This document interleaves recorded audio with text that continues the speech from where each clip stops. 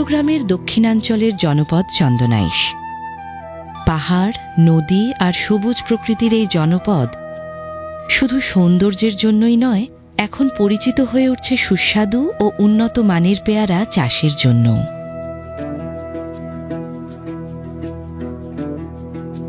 বর্ষার আগমন মানেই যেন সবুজে মোড়া অসংখ্য পেয়ারা বাগান। ডালে ডালে ঝুলে থাকা সবুজ ফল, ভোরের শিশির আর কৃষকের ব্যস্ততা, সব মিলিয়ে এক অপূর্ব দৃশ্য। এই পেয়ারা শুধু একটি ফল নয়, এটি অনেক পরিবারের জীবিকা, স্বপ্ন আর অর্থনীতির নতুন সম্ভাবনার নাম।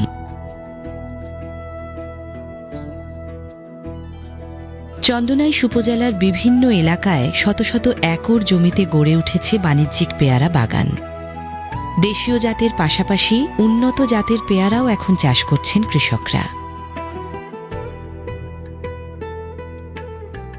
আধুনিক পরিচর্যা ও কৃষি বিভাগের পরামর্শে প্রতি বছরই বাড়ছে ফলন, বাড়ছে কৃষকদের আগ্রহ। কৃষি বিভাগের তথ্য অনুযায়ী সঠিক পরিচর্যা, উন্নত চারা ও রোগবালাই নিয়ন্ত্রণ নিশ্চিত করা গেলে পেয়ারা চাষ আরও লাভজনক হয়ে উঠতে পারে। প্রশিক্ষণ, প্রযুক্তিগত সহায়তা এবং নিয়মিত পরামর্শের মাধ্যমে কৃষকদের পাশে রয়েছে কৃষি বিভাগ। চন্দনাইশ উপজেলার কাঞ্চননগর পেয়ারা আপনারা জানেন অত্যন্ত বিখ্যাত। আমাদের প্রায় চন্দনাইশ উপজেলায় 830 হেক্টর পেয়ারা উৎপাদন হয়। এর ভিতরে 730 হেক্টরে আমাদের কাঞ্চননগর পেয়ারা। কাঞ্চননগর পেয়ারা আমাদের কাঞ্চনাবাদ ইউনিয়ন, হাশিমপুর ইউনিয়ন এবং দোহাজারী ইউনিয়নে সবচেয়ে বেশি হয়। এবং আমাদের উপশহরী কৃষি কর্মকর্তারা সার্বক্ষণিক কৃষকদেরকে পরামর্শ দিচ্ছেন।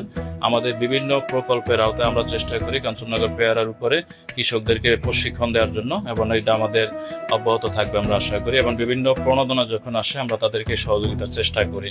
আচ্ছা, আপনারা জানেন আমাদের কাঞ্চননগর পেয়ারা অত্যন্ত মেইন রাস্তা থেকে একটু ভিতরে হয়, যেখানে যোগাযোগ ব্যবস্থা একটু নাজুক থাকার কারণে আমাদের কৃষকদের কষ্ট হয়। আমরা চেষ্টা করি, উপজেলা প্রশাসনের সাথে এই বিষয়গুলো আমরা আলোচনা করছি। আমরা আমাদের মাননীয় এমপি মহোদয় এই বিষয়টা অবগত আছেন। এদিকে যদি ভবিষ্যতে রাস্তাঘাটের ব্যবস্থা হয়, আমাদের কাঞ্চননগর পেয়ারা চাষি যারা আছে তাদের জন্য সুফল বয়ে নিয়ে আসবে, এবং আমরা সেই ধারাবাহিকতায় কাজ করতেছি। আমাদের কাঞ্চননগর পেয়ারা আপনারা জানেন আসলে এটার বয়স অনেক বেড়ে যাওয়ার কারণে এখন ফলনটা একটু কম হচ্ছে। গত বছর আমাদের পার হেক্টরে ফলন ছিল 15 মেট্রিক টন, এই বছর সেটা 14 মেট্রিক টনে নেমে আসছে।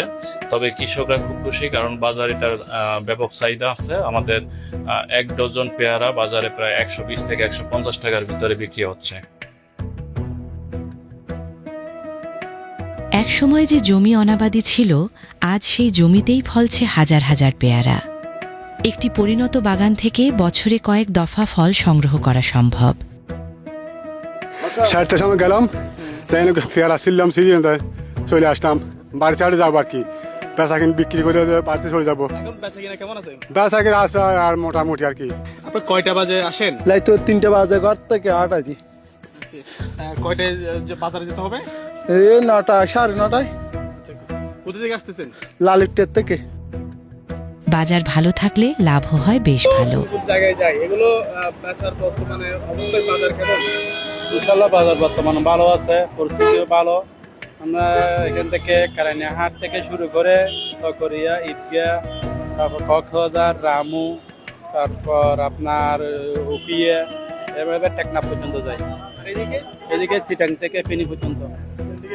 হ্যাঁ, সেটা কি কয়টা থেকে বাজারটা কয়টা থেকে কয়টা পর্যন্ত শুরু হয়? সকাল 8টা থেকে দুপুর 12টা পর্যন্ত থাকে। কি দরে? 2000, 2100, 2200 বার নিয়ে কত 2500 টাকা পর্যন্ত চলে। মোটামুটি এখন পরিস্থিতি ভালো আছে, ভারত দামও ঠিক আছে, মালও ঠিক আছে। তবে উৎপাদন খরচ বৃদ্ধি, শ্রমিক সংকট এবং বাজার দরের ওঠানামা এখনও কৃষকদের বড় চ্যালেঞ্জ। বাজারের মধ্যে আরো পেয়ারা বাগান মধ্যে 2000 2000 চলে বর্তমানে। এখন আরো রাস্তাঘাটের লেভেলে আরো হস্ত বেশি। তো নালা দিলে লেমু আছে, গোসি আছে, কিন্তু আর লুট গান নাই। মানুষের রাস্তাঘাট যাতায়াতের ক্ষতর হারানো, মানুষের যাওয়া আসা একটু কমে গিয়ে সাফ সুতরাং এই নতুন যখন মানুষ আস্তে আস্তে বাগানও কি কুমির পেয়ারা বাগান শুধু মালিকের আয়ই বাড়ায় না, চারা রোপণ, পরিচর্যা, আগাছা পরিষ্কার, ফল সংগ্রহ, বাছাই ও পরিবহনের সঙ্গে জড়িয়ে আছে অসংখ্য শ্রমজীবী মানুষ। এই বাগানগুলো সৃষ্টি করেছে স্থানীয় পর্যায়ে কর্মসংস্থানের নতুন সুযোগ। স্থানীয়দের মতে চন্দনাইশের পেয়ারা স্বাদে মিষ্টি, রসালো এবং দীর্ঘদিন সংরক্ষণ করা যায়। এ কারণে স্থানীয় বাজারের পাশাপাশি জেলার বাইরেও রয়েছে এর ব্যাপক চাহিদা। প্রকৃতির আশীর্বাদ, কৃষকের পরিশ্রম এবং কৃষি বিভাগের সহযোগিতা, এই তিনের সমন্বয়ে চন্দনাইশের পেয়ারা চাষ হয়ে উঠছে সম্ভাবনাময় এক কৃষি বিপ্লব। যথাযথ বাজার ব্যবস্থাপনা, সংরক্ষণ সুবিধা এবং সরকারি সহায়তা আরও বাড়ানো গেলে দেশের ফল উৎপাদনে গুরুত্বপূর্ণ অবদান রাখতে পারে এই অঞ্চল। সবুজের এই গল্প কেবল একটি ফলের নয়, এটি মানুষের স্বপ্ন, পরিশ্রম এবং গ্রামীণ অর্থনীতির এগিয়ে যাওয়ার গল্প।